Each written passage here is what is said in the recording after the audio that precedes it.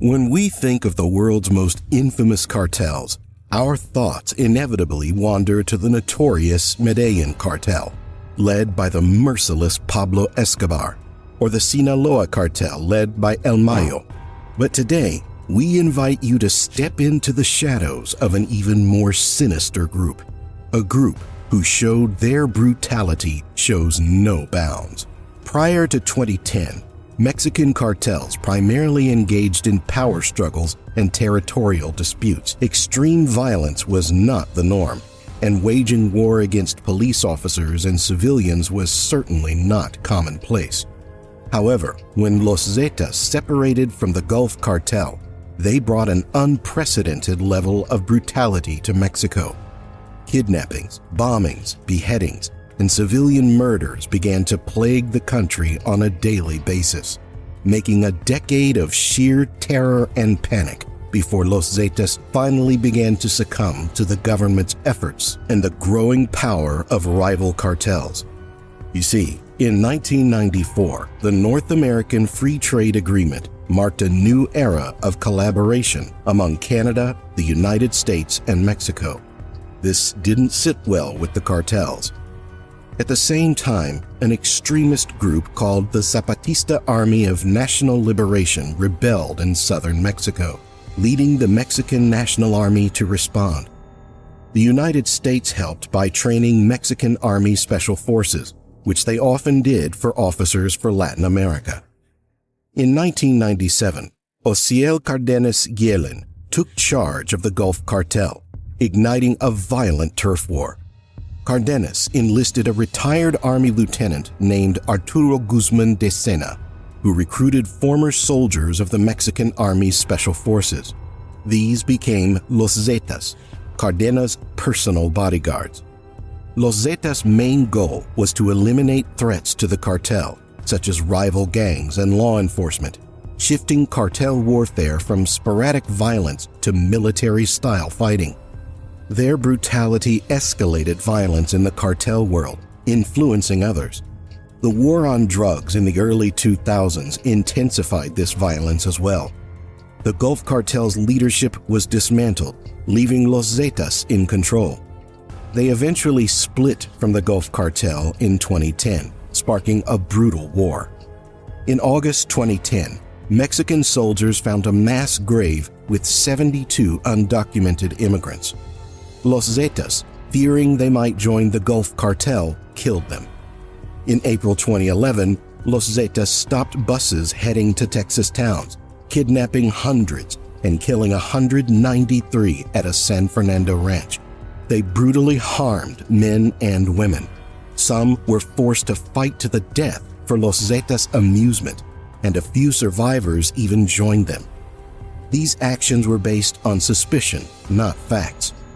In August, Los Zetas burned a Monterrey casino, causing 52 civilian deaths because the casino refused to pay protection money. Less than a year later, 49 decapitated bodies were found near Monterrey, left by Los Zetas after a clash with the Sinaloa cartel. In 2014, Los Zetas suspected 2 men of stealing cartel money. They destroyed 80 homes in their hometown, Allende, causing 300 to 500 deaths. This brutality was unmatched, even among ruthless cartels. Los Zetas ruled by terror, not money or respect. They weren't into the usual cartel business of drug routes to the U.S. They seized territory violently, holding people hostage, killing, and instilling fear. They became an invading force rather than a typical cartel.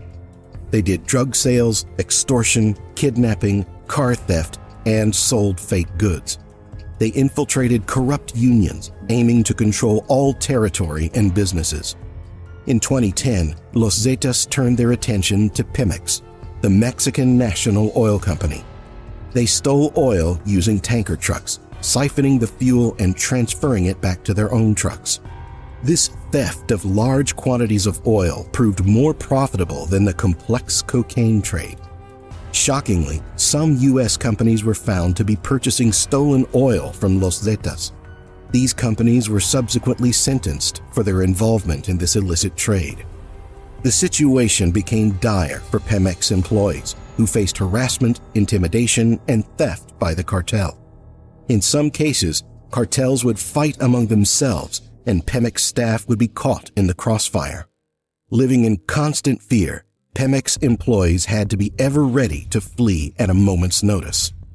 For Los Zetas, this was a daily routine. The DEA labeled them the most aggressive and technologically advanced Mexican organized group. At the peak of their power, they seemed invincible, striking fear into everyone. However, Mexican authorities persisted in their efforts to combat them. In October 2012, the Mexican Navy killed Los Zetas commander Heriberto Lascano.